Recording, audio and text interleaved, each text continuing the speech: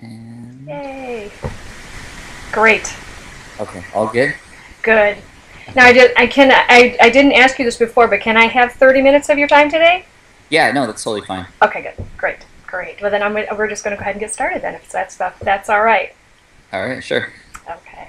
Hello, everybody. This is Deborah Richmond from Tech Buzz Marketing, and I want to welcome you here, and I want to welcome Pat Flynn. We're going to talk to Pat today from Smart Passive Income. Hello, Pat. How are you?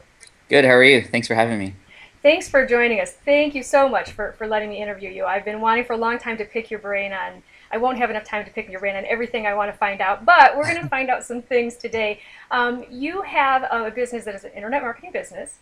Hmm. And a lot of our listeners are not necessarily internet marketers. A lot of our listeners are offline businesses, but are learning how to use social media to market all types of businesses.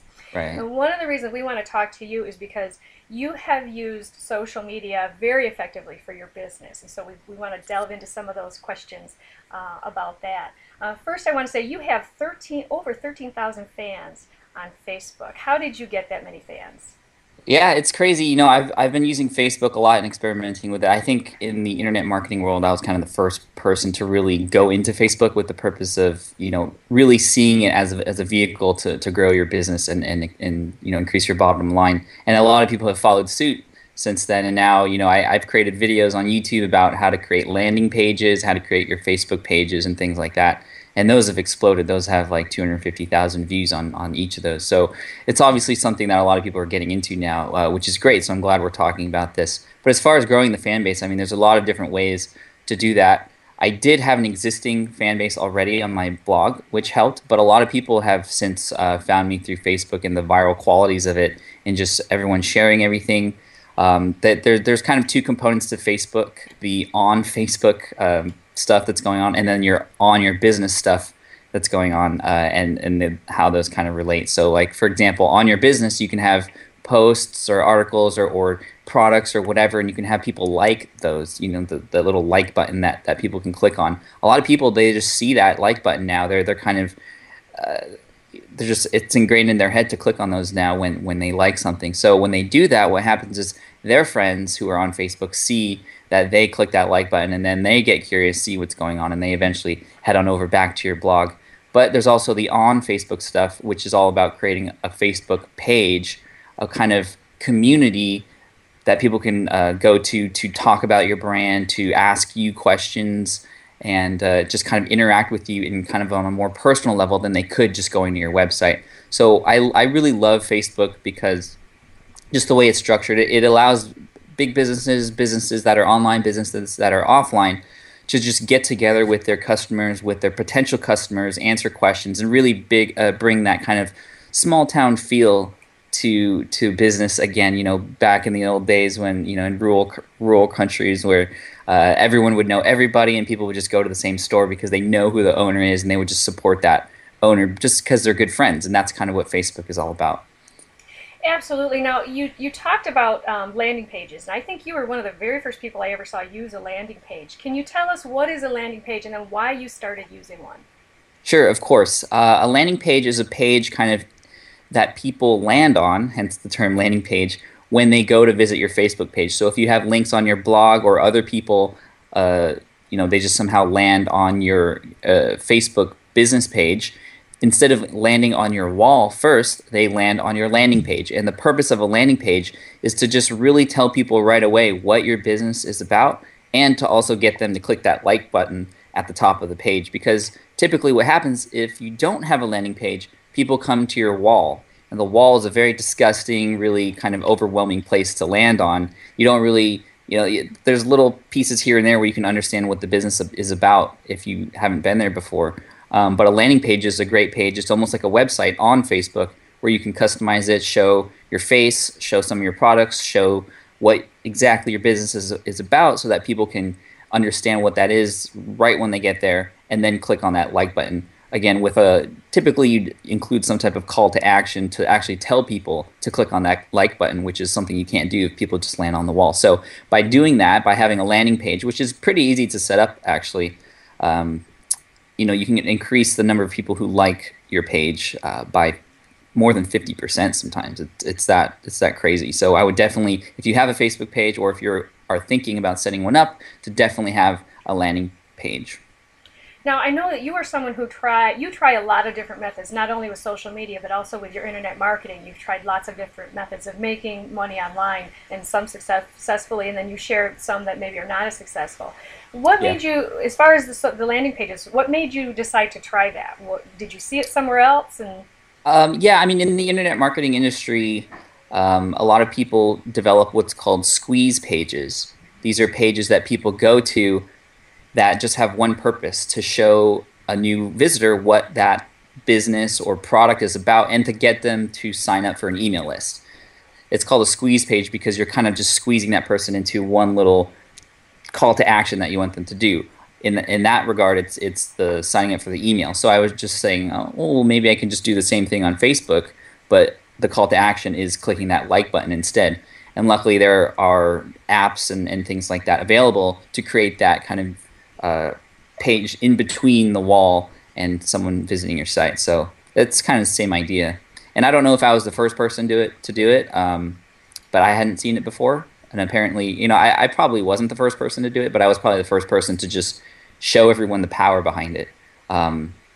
So I hope the people who were the first ones to come up with it aren't mad at me or anything. So well, I can tell you, you're the first one I saw do it, and I just thought it was brilliant. So you use the landing pages then to get people who come to your site to like your page, but then once they're there, you really have a thriving community on your wall. How do I you do. It's get pretty awesome. people? I'm sorry. Oh, I said I do. I know I have a very active community. I'm very fortunate to have that. Well, you are, but you also have done some things in the past that I've seen you do that really get people engaged. What are some of the things that you've used to ways in which you get people to talk to you on that wall? Well, first of all, a lot of people set up Facebook pages and then, just as a warning for those of you who are thinking about doing this, you can't just set it up and then let it be. It is a place that you have to go to engage with your community. A lot of people will set these up and then set up these kind of ways to automatically post whatever they post on their blog or in their business, kind of just through the RSS feed. And what that does is it does post your new posts, so people who are on there go back to your blog, but it's not engaging at all. It's kind of just it's like automatically telling people on Twitter that you wrote a new post. I mean, that's not that interesting. So you have to go in there and every once in a while, I mean, just once or twice a day, and it doesn't take that long, just interact with people there. And some people might have questions that you can answer. And what's nice about that is it's public, so everyone else on there can see how active you are. And if you're engaging with your community, other people can see that and get into your business a little bit more and understand that you're there to care. But you can also, just like you can do on your regular personal Facebook page, you can create status updates. So what you can do from there is just share some interesting things that are going on with your business. Or if you're a one-man or one-woman business, you can just share some interesting things about your personal life. Not too personal, but just things that'll help you connect with your audience a little bit more. Like I like to share photos of my dog, Gizmo. Sometimes you can actually see a picture of him up Okay, there. we sure can.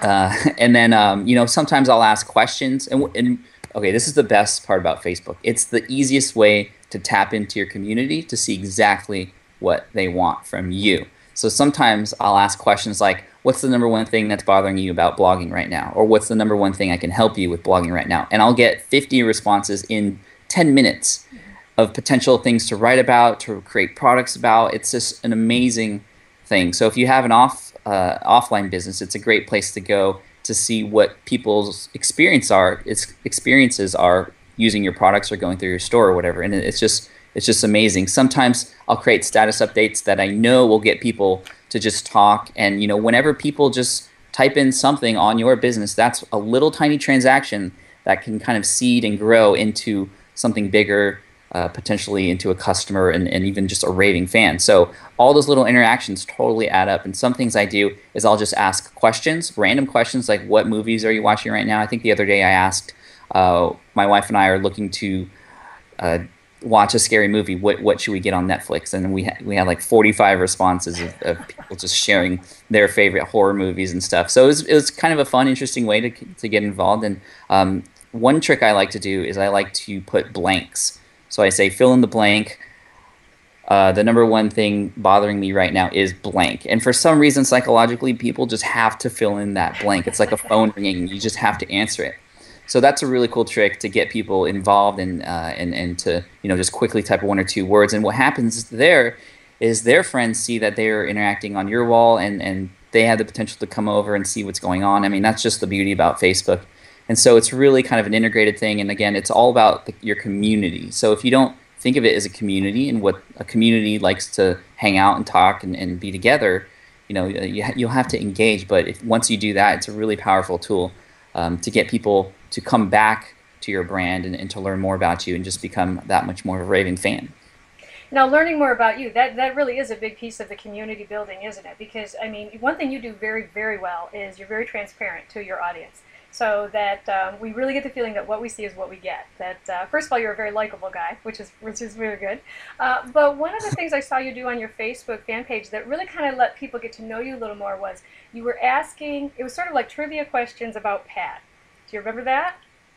Do you know what I'm talking about? Oh gosh, I think so. I mean, I know I do this on my podcast too. Like in the beginning, I'll just I have like a radio or a movie voice guy who does the intro, and every intro for every episode he does like a different fact about me. It's just kind of a random interesting thing. And at first people were like, "This is dumb. Like I don't get it. There's only 2 episodes." But now 27 episodes in, people are like, "Oh, I want to know more," or "I know this interesting thing about Pat." And some people actually, I was at a couple conferences just recently, and some people came up to me and were like, "Dude, are you still afraid of spiders?" Or how's your one thing I said was like, "I want to be in a movie someday." So and everyone's like, "Any leads on that yet?" So they kind of knew about me already before I even met them, which is cool. And that's kind of the feeling you want to give when you're doing business online. I mean, online is such like a space where it's really easy to hide. So I think the more you share, and of course, like I said, you got to use common sense with it. But the more you share, the more people can think that you're a real person and not just, a website or a product or a brand, but an actual person. So yeah, I'm trying to remember that exact example that you There were mentioned. some questions about Pat, and I can't remember if you asked it on the podcast or if it was your blog. But then we had to go over and guess the answers, I believe, on your fan page. So it drove us over there. So sort of remember that, yeah. But yeah, that's another tactic. I mean, not Facebook is a leg of your business. And then you can have people go back and forth. And if you have other things like Twitter, you can have people just shifting around and just kind of being everywhere and seeing you everywhere. And the more they can do that, the more it's kind of like Apple. We see Apple and that little logo everywhere. You're at the coffee shop, people are on their computers, you see it there. It's on TV. People listening to their iPods. It's just everywhere. So. Now, and one thing that you do very, very well is you shared about yourself and in great, great detail. Tell us a little bit. I really want to talk about social media, but I really want to also talk about your business and things you do. Your blog is called the Smart Passive Income Blog. Mm-hmm. Tell us what your business is in a nutshell. Well, this is a blog I created after I got laid off and after I created a website to help people pass this exam in the architecture industry, which is the industry I was in when I got laid off. That site, the first site about the architecture exam, that was a site that I created, and it just took off, and it's an almost totally automatic business, very 4-hour work week, Tim Ferriss style, and that just changed my life. I mean, that turned into a 6-figure business, literally working only 4 hours a week, or even sometimes 4 hours a month, and it just changed my life, and it was awesome because the people who I was helping with my material were also very thankful. So it was a win-win for everybody. Like I said, it changed my life. So I created the Smart Passive Income blog to talk about that business and how I set that up and what I do and what I have been doing to kind of increase the ROI on that and take myself away from it even more while still helping more people. But then, the Smart Passive Income blog is now taken off, and it's become this kind of vehicle for me to share different ways to make money online, not just from that initial site, but from things like iPhone applications, niche sites, affiliate marketing, article writing, and all different types of things. There's a lot of hype out there as far as what people say, can make you money. And I want to use my site as a vehicle to show people really what works and what doesn't. Taking all the hype away, just showing people numbers and straight up case studies and examples to show what works and what doesn't. And, hoping that people will use that information if they do want to make money online. I never say, you should make money online or you should quit your job or anything like that. But if people choose to do that, I want them to go into it with the best chance possible and in a totally non-biased fashion. So that's kind of my role, and that's why I think a lot of people are attracted to my blog because it's very transparent. Every month I talk about how much money I make and what I've failed in, and what I could do to improve to again hopefully help other people get started off on the right foot if that's what they want to do. So yeah, I share a lot, and I kind of feel now I have a responsibility to do that and be totally transparent so that people can get that information without, there's a ton of people just hyping it up and feeding off of people's hopes and dreams, and that just kind of kills me. And I hate to be associated with those people because I am in the internet marketing industry. So I'm not trying to start a revolution or anything like that. I'm just showing people that you can do it in legit ways without having to do that. And that's one of the things that just completely blew me away when I first saw your blog, that you were sharing those numbers every month on where you're making money and exactly which pieces of your internet marketing you're making it. Because like you said, that's how we can tell who's really doing it, who's really not. One of the things that in my business I'm just dead set that I'm going to always do is I'm only going to teach things that I've been successful at first, and that's what I look for in people, and that's one of the things that your income reports are just fabulous because they show you right away this person has done it and this is how they're doing month to month to month. So I want to thank you for that transparency because that's a level of transparency welcome. I have just never seen, and you were very brave to start that, and it looks like it's working out for you.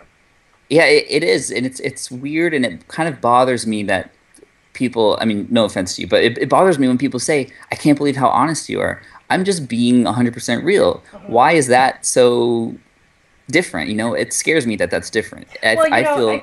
I mean, I can answer that a little bit. I think we're kind of brought up that, especially around the idea of money, that you just don't speak of it. You don't ever speak of it. Yeah, but the fact that you're showing, but no one has ever taught us, like, well, why don't we speak of it? Is something bad going to happen to us if we do? And so I think a lot of us have been watching you to see if something bad happens to you if you do.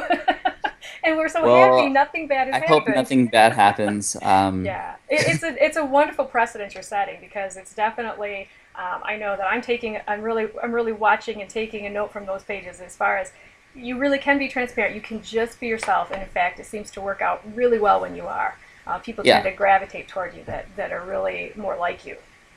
And I also think it's important to understand that those are my numbers. That those are my results, and they might not necessarily happen for everybody. I mean, it's my goal to show and inspire and show people the way that I do it so that they can do it themselves and put their own kind of unique spin on it. And some people are doing better than me in some of the parts that I have business in. Some people aren't doing as well as I am. And, those numbers are there to inspire, but they should be used. Someone wrote a post on thinktraffic.net, Corbett Barr's website. He said things like that, reports and public accountabilities and those things like that, they should be used as a compass, not a blueprint or a roadmap. So just kind of as inspiration and a way to do things and to understand those things, but you still have to put yourself and your own business and your own spin and your own capabilities in it, and you have to take action. And I can tell you that I know you're really having an impact on a lot of people. I was interviewing Cliff Ravenscraft a couple of weeks ago, and he was telling me how he got tired of everyone asking him, can you really make a living at podcasting, which is what he does exclusively, and that he finally put a post out that says, yes, you can, and here's how much I made. And I just thought, I was just cheering like, good, that's wonderful, because it's true. Once again, people are wondering, are you for real? Can I really do this? Has somebody actually done it? And you just proved that yes, you can. So yeah. I want to get back to social media because I want to ask you some more questions. You use YouTube very, very well. And can you tell me how you use YouTube in your business? YouTube is a way for me to share techniques and strategies that I cannot do just with blogging or with Facebook and Twitter. I mean, the power of video is just incredible, and I use a lot of software and I show people techniques and how to do things online. So to do that in a blog post is kind of tough. I mean, I could do that, but it would be much easier for the end user, and it's always about the end user, the people who are visiting your site or your blog, and that's who I'm thinking about. So I use video as a way to share with people how to do things online, and I use screencasts. So I use software like Camtasia or ScreenFlow to show people my computer screen and what I do on it. Now I have, like I try to do with everything, I try to put my own Pat Flynn thing on it, to kind of help it stand out from the crowd. And you'll notice in some of my videos, I like to use a pen. So you'll actually see me drawing on the screen. So it'll be a picture of a website, and I'll be talking about the components that work and don't work, for example. And I'll actually circle with a pen tool. You could see me do that, and I write stuff out, and it's very kind of student teacher. Like with a chalkboard or a whiteboard type of thing, and a lot of people have come to me and said, you're the first person I've seen to do that, and it works really well, and it's really engaging. So again, I take things that people want to learn how to do, for instance, creating a Facebook page or creating a Facebook landing page, and I show people the easiest way to do that. I do spend a lot of time on my videos, editing them, making sure that, again, for the end user, it's really easy to follow. So I think, and in the beginning, it wasn't so good. I had it, especially if YouTube, and if you want to get into YouTube, it's tough at first. It's hard to put your face in, or even if you're doing screencasts, it's hard to put your voice out there. But you just got to do it, and the more you do it, the better you're going to get. So I tell people this: if you listen to my first video and the last one I've done, they're so different, but they both help people accomplish something. And yeah, again, just trying to make the way I present content unique. By using that pen tool. Sometimes I actually record myself record my computer screen in Photoshop with a little blackboard I created, with a little branded blackboard. So it has like my logo up here, my URL down here, and then it's me writing on the screen just like a teacher would on a chalkboard to teach different strategies and things like that. And I think that's I hope everyone starts to do stuff like that, because it's really, really engaging. That's one of the most common questions I get: how do you do your videos like that? And you all of your YouTube content is free, and you have some wonderful tutorials. One of the popular ones being how to create a landing page for Facebook. Can you tell us some of the more really popular tutorials you have there? So there's that one. There's how to create a Facebook page, which has to be done before you can start a Facebook landing page. Guys, there's just so many. I have some Twitter tips as well. Some tips on things you should think about if you're going to redesign your website, what works, what doesn't, and a lot of the popular videos now are ones that kind of show my face and me talking now, which is pretty interesting. I just did one last week actually that's done really well, and I've tried some new video techniques in that video too. So is you that the can one check that starts out by you saying traffic, traffic, traffic? Yeah. I just saw that and I love it. I absolutely love it. It really plays on your personality, but I love how you have the words appearing behind you. You're going to have to Oh tell us yeah. how you do that. That was a just kind of a let's see what happens when I do this. So what happens is I record just like you're seeing now, but I use the software ScreenFlow to just add words behind me as I'm talking, and I can have them appear in certain frames and for certain periods of time. So when I say certain words, like at the beginning I said traffic, traffic, traffic, I have the words traffic, traffic, traffic appear, kind of very almost cartoon-like, and I don't know. It was just interesting. I like experimenting on YouTube too, and just trying different things, see what works out. And so far, the things I've tried, which are things I don't see often, have worked really well. I think that's what it's all about. Getting inspired to do YouTube videos, but putting your own spin on it and your own kind of branding, kind of formula on it, I guess. I don't know. Absolutely. Well, those are wonderful. You're going to have to do more of those, because now I'm going to go over there and see all of them that you've done so far, because I was really surprised. That was something new. I want to ask you that you have something called the Blogger's Guide to Facebook. Can you tell us about that? Yeah, that was pretty much my guide for how to just start from scratch on Facebook for bloggers. That was I did the same thing with writing ebooks. An ebook was really what launched my first architecture site into a six-figure business. So I wrote a free guide about how to do that, and totally from scratch. So Facebook started to work out really well for me too. So I did the same thing. Just talked about the benefits of going onto Facebook. What is it now? 600 million users, I think, we're approaching. People are on Facebook for 20 minutes a day, whereas on a regular website they're on there for 7 seconds Right. average. And it's just a great place to share and experience viral qualities when you post things. So I talk about the benefits, and I actually put videos, those videos that we just talked about Facebook. I embed those in that page and or in that post, and I just go over step by step what people should do. I mean, just kind of, again, taking the hype out of it, making it absolutely free. And what that does is allows people to understand the great quality content that I can provide for free, so that I don't have any products of my own right now. But if I did, I'm sure people would jump on the chance to buy those things. Or people like to pay me back for all the great information that I've given them by going through my affiliate links or sharing my website with someone else. And that's really what it's all about. And that's what Facebook has done. That's what YouTube has done. A lot of people contact me through my contact form and say, I found your YouTube video and now I'm on your blog, and I saw you on Facebook the other day, and then they become raving fans. It's pretty cool how reaching out into these different areas, Twitter, Facebook, YouTube, podcasting, iTunes, just gets people to come back into my brand and learn more about me and just really get to know me and support me, which is amazing. And so if people want to see the Blogger's Guide to Facebook, they find that at smartpassiveincome.com? Yeah, if you go to smartpassiveincome.com, on the right-hand side, there's a list of resources. One of them is the Blogger's Guide to Facebook.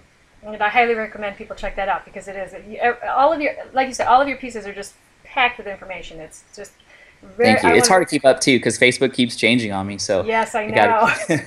I actually have. This is funny. I have three videos explaining how to create a landing page, and the first one is outdated, but I kept that on there not only because of the number of people who are viewing that, and because it ranked #1 in YouTube, but because I can put an annotation on YouTube so people can click on it and go to the second one. And then I have people going from the second to the first to the latest one. I think I'm not sure, but the latest one now is where it should be, above the other ones, because it's the one that most people are seeing and ending up on now. So YouTube is powerful. It's a search engine. It's the #2 search engine in the world behind Google. And who owns YouTube? Google. So it's a great place to get just direct traffic, in addition to just helping out those who are already on your business learn how to do something. So then you really do consider YouTube as one more search engine that you optimize to? Absolutely. Absolutely. Wonderful. And I have to say, it's wonderful that you do put the annotations on the older videos, because a lot of times, we've all seen the videos that are older, and then we don't know, is this how we still do it, or is this not how we do it now? So right. Again, it's thinking about the end user, which is the most important thing, and that is putting all my effort and content and value into the end user has always paid me back in one way or another.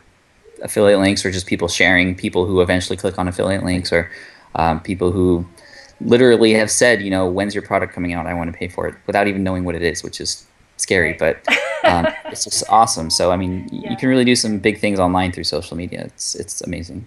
If we have people in the audience who are thinking of maybe adding some internet marketing, online business to their offline business, where would you suggest they start? I know you have tons of information on your website. Yeah, I would actually start on Facebook. That's the best place to do it. In your offline business, I've seen a lot of local businesses here in San Diego take advantage of Facebook, having just little business cards that include the Facebook link on it, or just saying like us on their door with a quick link to their page, and just building that massive community. And if you ever have like a promotion or something, Facebook would be the first place I would go to talk about it, and it would spread like wildfire. And it takes a little bit of time for it to start and to grow your fan base, but I think it's a great place to start. You can maybe include something on your landing page that says, here's a code or a coupon you could print out, come into the store after you like the page, and then just there's a lot of things you could do. I'm not an offline business person, but I can envision a lot of ways that offline businesses can absolutely crush it with Facebook, and some are actually. And as far as ways in which to make money online, and you've mentioned some of them earlier, but what are some of the ways in which you talk about on your website of making money online? Oh, there's a bunch of them. Right now, lately, I've been doing a lot of niche sites, and those are sites that are built specifically to target a specific keyword that people type into Google, keywords that are searched for often and have low amounts of competition. I did a website the other day, again, publicly on the Smart Passive Income blog, to show people how it can be done, or what to do and what not to do. And in 73 days, I got a website for the keyword security guard training, which is something my mom is a security guard, which is why I was kind of interested in that niche. I got that website to #1 in Google in 73 days, and now it's making about $1,500 a month on pretty much just 1 hour of work per month, just on basic upkeep and testing. So it's just amazing. So that going into niche sites is if you don't already have a business and you want to explore doing business online, and you have a little bit of money to play around with, I would attempt to do a niche site. It's the fastest way to learn how Google works and how internet business goes, and how kind of money flows on the internet. If you're ambitious and you have kind of a big passion that you feel you can spread your wealth of knowledge to, uh, doing a blog, kind of like what I did with Smart Passive Income blog, which takes a lot more time, but it's a great way to really build that massive community and then set up a Facebook page and do YouTube videos. I mean, the niche sites, those are more kind of a just, I don't want to say hit and run, but you're getting people on your site to click on an advertisement or buy a product, and then you may or may not see them ever again. But for a blog, you're really building a community who wants to come back and learn more, and it does require more upkeep. My blog takes up most of my time, really, writing the posts and creating the videos. But again, I enjoy it very much. It's something I'm passionate about, so it doesn't even feel like work. So doing a blog and making money through products that you sell, maybe in regards to your expertise, or as an affiliate for products that are in your niche. So a blog, I'm also involved in iPhone applications, which was an experiment I did because they seemed like a sort of passive type of income. You build an application, put it in the App Store, and kind of see what happens. And it's a very, very volatile market, and there's, I think, 300,000 applications now, and it's just getting really tough. But I was lucky enough to get in early, where I build an application. I actually outsourced the application. I have no idea how to code apps. My partner and I would just come up with an idea, have a developer through Elance actually develop it for us for, I mean, our apps range from $400 to $4,000 each, and then I post them on the App Store, and people download them and pay us per download, or some of them are free and they have ads, so that's been working out really well too. A lot of people also like to write, but they don't know the technical stuff, like how to build a website. So for those types of people, I would actually suggest that you maybe get started on an article sharing, article writing revenue share website. eHow used to be a website where you could do that, but InfoBarrel has been the one that I've been promoting lately, where you can write stuff on their site, and then you can make money on the ads that people click on. Very cool. I know you got to go. I want to thank you so very much for joining me. You're welcome. I've had a lot of fun talking to you. Absolutely, we should definitely do it again. Yeah, I hear your little guy in the background. Yeah, he's watching cars. Awesome. Thank you, Pat. All right, take care. Bye-bye.